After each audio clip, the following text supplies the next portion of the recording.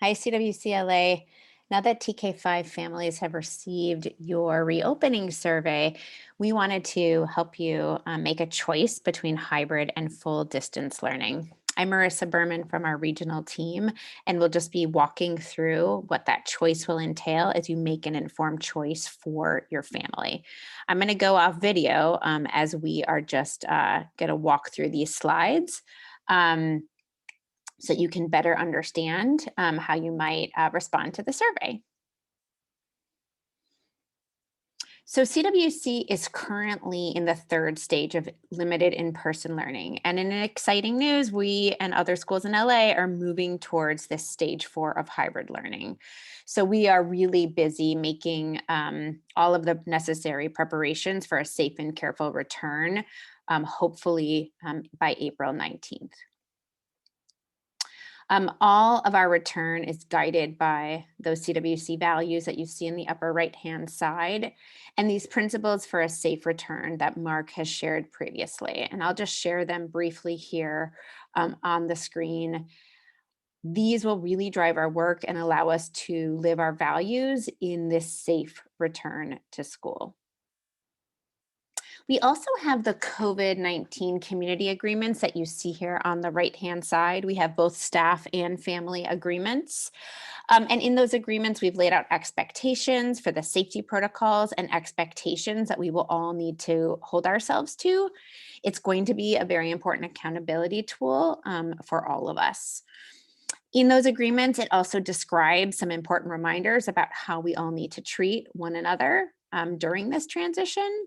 And really appreciate all of the input we've gotten from both staff and family to finalize these. Most importantly, within the survey, you are required to certify that you've read and agreed to these in order for your child to come back to campus. That's really an important note here. So what I'm going to be walking through here in this short video is number one, we want you to understand the choice that you have within the survey. Number two, we want to just provide some additional information so you can understand the student experience, whether you are electing for hybrid or to stay within full distance learning. And then thirdly, we want to just uplift some really important health and safety reminders that we think are important to say as you are making this choice. So first off, understanding the family survey. The TK5 survey, the deadline is March 19th at 7 p.m. You have to complete a survey for each TK through 5 child that you have at a CWCLA school. You're going to be completing that through Parent Square that we'll be talking about in just a moment. Within the TK through 5 survey, what's really important to understand that if you do not complete the survey by the deadline of March 19th, your student would just automatically be rostered to remain in full distance learning. If you don't have a Parent Square account, now is the time to create one. This is going to be the main avenue of communication for our school leaders and for our region moving forward. You can download the app and access Parent Square through any smartphone or of course through any web browser, and you can complete the survey through either place. Okay, let's talk about the choice that you'll have within the survey. Within the survey, you have 3 options. The first option, as you can see on the left, is hybrid learning. So that's a mixture of in-person and at-home learning. The second choice on the right is for your child to remain in full distance learning. So that's at home, Monday through Friday, all days of the week. And then we've also created a third option, which is like the I'm flexible option. You are allowing CWC to place your child in either learning model for the rest of the school year, which is either hybrid or full distance learning. What's really important to note here is that once you have made your decision, you are not able to switch to the other. So in other words, this is a decision that's going to be set for the rest of the school year, which ends on June 17th. However, if hybrid learning is necessary in the fall, at the start of the next school year, you'll have an opportunity to reevaluate your choice over the summer. So again, this is just supporting you in making whatever decision is best for this spring. Okay, so whether you are electing for either hybrid or that full distance learning model, once we receive survey responses, school leaders and teachers are going to be splitting classes into cohorts. So every class will have a cohort A, a cohort B, and C. Students, as you can see on the left, that have elected for hybrid learning will be in A or B. And then students that are staying in full distance learning will be in cohort C. So of course, your choice in the survey is really critical information so that we know how to divide each class. So let's talk about each option more fully. We're actually going to start with the cohort C, the full distance learning model that will probably seem pretty familiar to what your child has already been experiencing. But again, what is this full distance learning model going to look like now that we are also offering hybrid? So again, students will be learning from home 100% of the time, Monday through Friday, much like they've been experiencing throughout the year.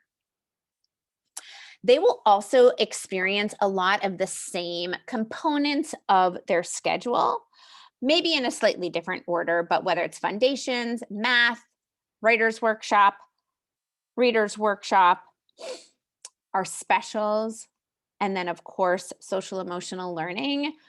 Our students in cohort C will still be engaging in all of those activities once we are really fully implementing our full hybrid schedule.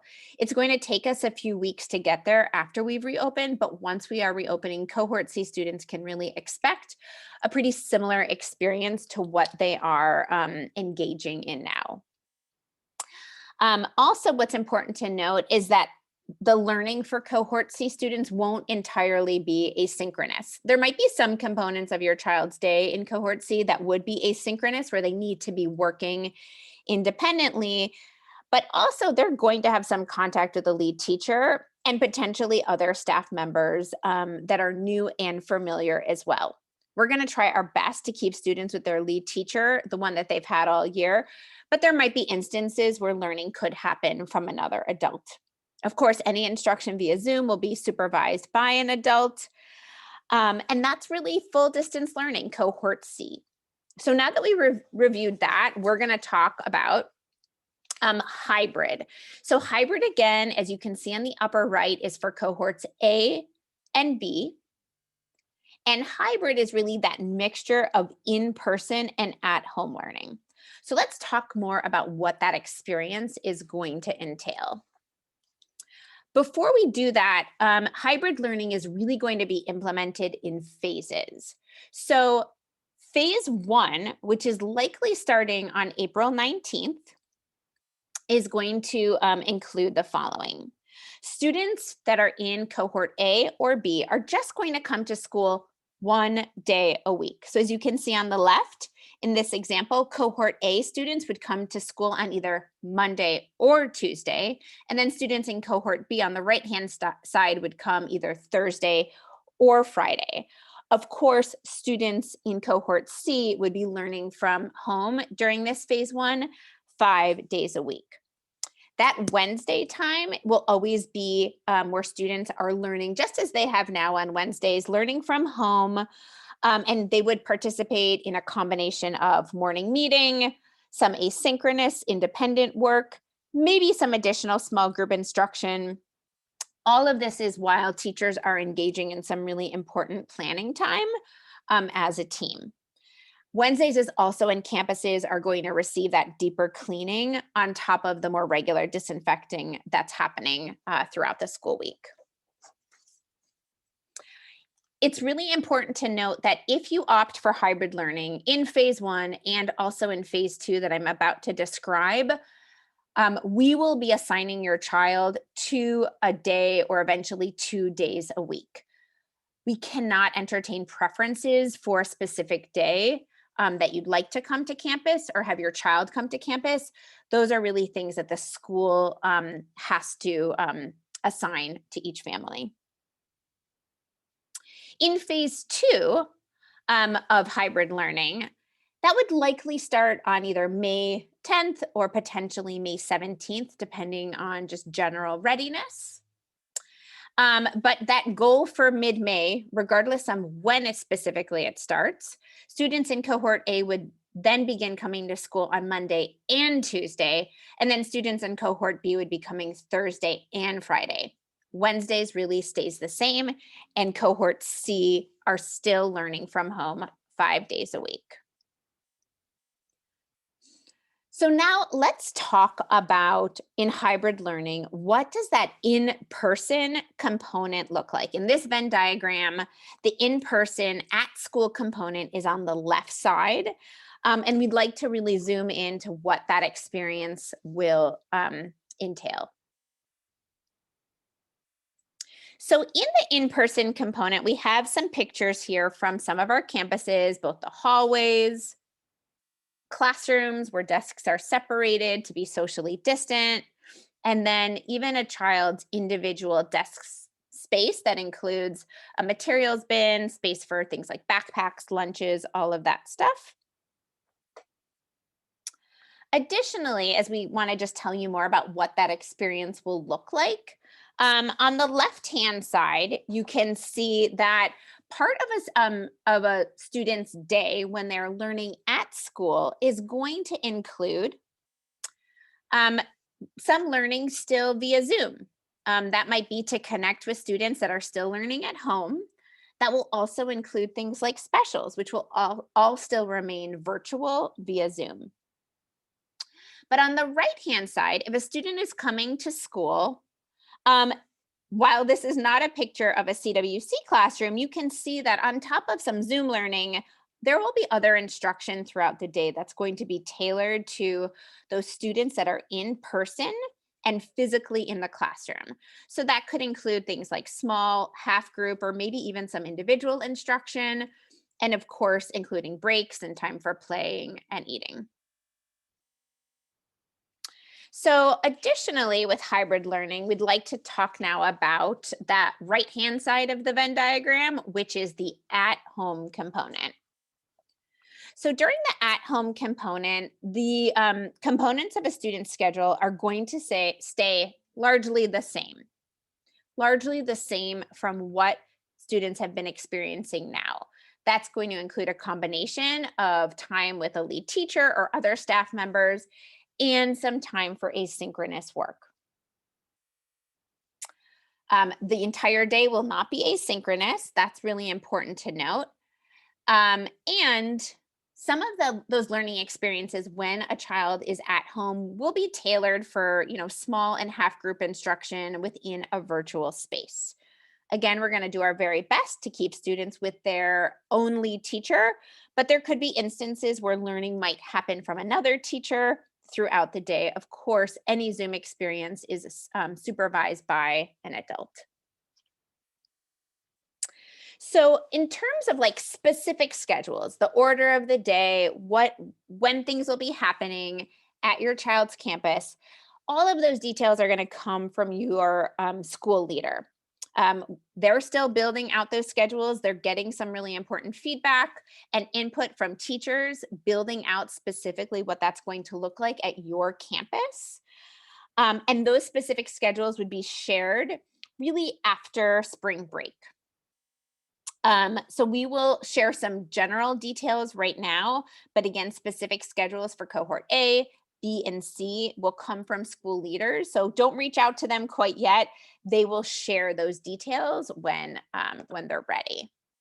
But generally, in terms of start and end times, school will probably start around 8:30. That's a tentative time. And more info will come from your principal about when specifically your child would need to report to campus.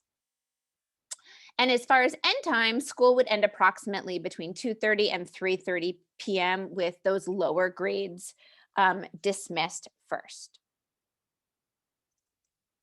At this time, after school and morning care is just not possible, as we really need to follow those important cohorting guidance from the state and the county. But CWC will continue to offer virtual after school engagements for any students that wish to participate. Okay, so just in terms of some additional information in this second part of the video, we want to provide a little bit more detail about the student experience, specifically for students that elect for hybrid, so that you can make an informed choice. So again, there's pretty strict cohort guidance that all schools in California need to follow. So within an individual class for students that are doing hybrid, cohort A and B cannot mix with each other or have contact with each other while at school. And that goes for all groups across grades. Students will really stay within their cohort throughout an individual school day. As you can see in this diagram, desks are about 6 feet apart from one another.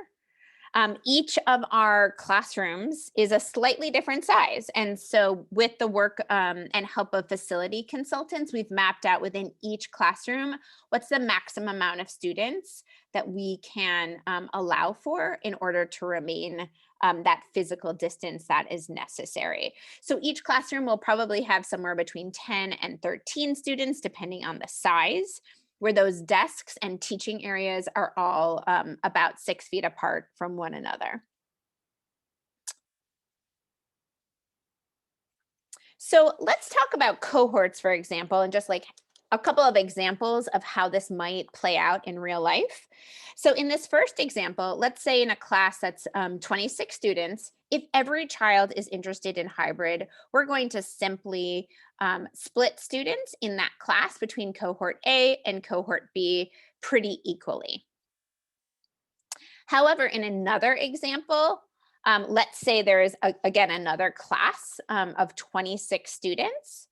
Let's say in this class, within both cohort A and cohort B, students that are interested in hybrid, only 20 students are interested in that. Those 20 students would be split 10 in A and 10 in B, where the remaining 6 students would stay within cohort C, learning from home throughout the week. In regards to the creation of cohorts, we've gotten some questions about that. So there will be many factors that will go into creating them. All of those decisions are going to be made by school staff and not families in terms of juggling all of the factors around which cohort a child should be placed in. We're going to make every effort to schedule members of the same household to attend on the same days, but it's not a full guarantee. In terms of how we choose cohorts, otherwise, we are going to be thinking about students' academic and social emotional needs, and just really considering both the needs of the larger group and each individual student about what best grouping would support them for virtual and in-person learning. Other factors might include, again, if a child has a sibling, if a child has an IEP, and potentially other schedule considerations. Our priorities in the first weeks of hybrid learning, again, in that phase 1, we're really going to be focused on physical health and safety as we train everybody around really important safety protocols. And then secondly, on the right-hand side, that emotional safety and community building as we welcome people back to school buildings for the first time in quite some time. That means that the full academic components of the day will be folded in gradually. For students in cohort C that are just going to be continuing learning from home, we're going to do our best to maintain a full schedule within those first weeks. But we are also going to be training and acclimating students back to school buildings. So just expect that schedules might look a little bit different in that first phase of hybrid as we are building up to our full schedules. Now we're going to talk just a little bit about what is going to be the nature of eating within a COVID safe school. So for both lunch and snack, specific schedule details would be shared by your school leader. Eating might occur indoors.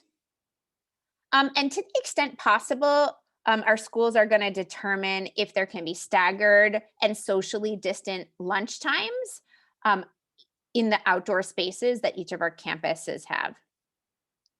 Students are going to eat lunch and snack with their cohort. And of course, we're going to have to really strictly adhere to all of the safety protocols during any kind of eating time. As far as playtime, recess, and breaks within the hybrid model, each campus is going to determine, again, the specific schedule for that grade, for that campus. There's going to be some play that will occur indoors, of course, in a manner that's COVID safe, socially distanced. And on top of that, each campus is going to assess what kind of outdoor play is feasible within the space that they have. So students are likely going to rotate to some outdoor play where they're playing with their cohort outdoors throughout the week. Our coaches and our social emotional learning leaders at each of our campuses are really mapping out the recess protocols for their campuses and are defining tons of fun games and fun that can still be had while being COVID safe, regardless of whether that play is happening indoors or outdoors.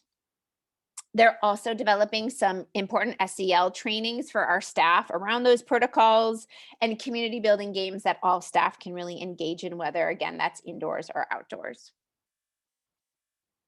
Okay, as we wrap up, we want to just go over some important health and safety reminders. CWC is going to be adhering to some really important 8 safety strategies that have been shared before: face coverings, distancing, hand hygiene, of course, staying home when you're sick, cleaning and disinfecting, health screenings and temperature checks that will happen every morning when students come to school, and of course, rapid response protocols if anybody has any signs of illness. So we're going to be following these. And it's important to note that face coverings will be required at all times, other than, of course, small breaks when students are eating. Signage, there will be really important signage throughout our school that's going to be supportive to students, families, and staff to remind folks about physical distancing and all of the safety strategies I just mentioned. So here are some pictures from our Coronado Silver Lake campus. Here are some additional signs and pictures from our Mar Vista campus, both indoors and outdoors. And you can see here the sign that shows where students will have to stop to get temperature checks in the morning. Of course, all of our Prop 39 sites will have this signage as well. In regards to air filtration, ventilation, and hand sanitizers, the work on our private sites has already been done to just maximize fresh air and outside airflow into the classrooms and out office spaces whenever possible, and including new HVAC equipment and air filters. Here are some pictures of those things. And the same is being done on our Prop 39 campuses with our partners at LA Unified.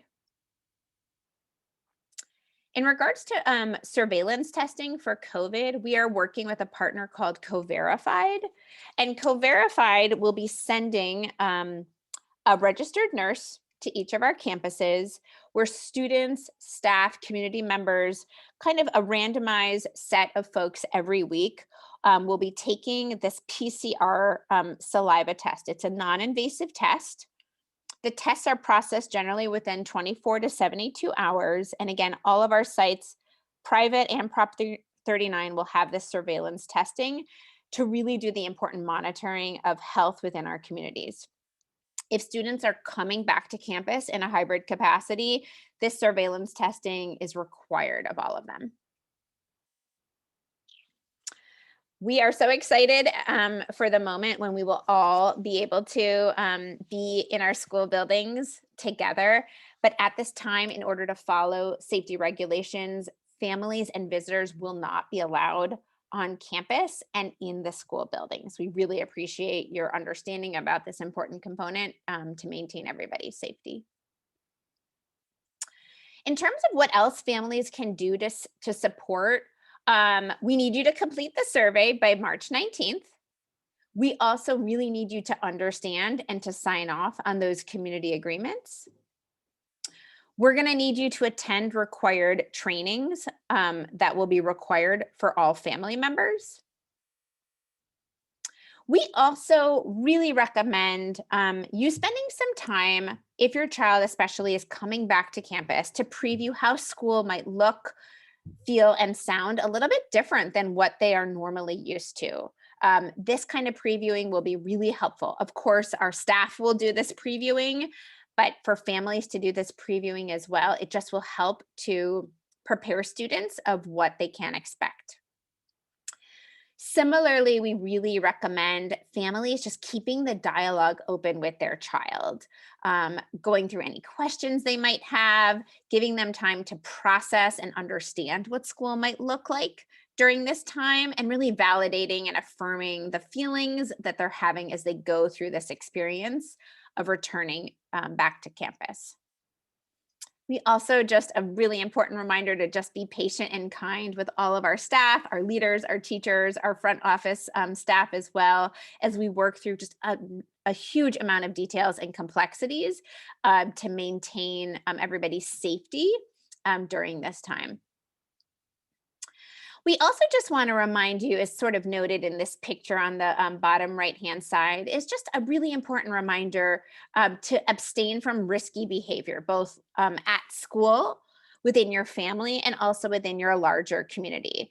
The riskier behavior that we all participate in might really impact our ability to stay within stage 4 hybrid learning. So we really ask everybody to make really important and safe choices about not participating in risky behavior that might somehow risk anybody's safety within the CWC community. If you have more questions after this video, within Parent Square and shared with the survey, we have an FAQ.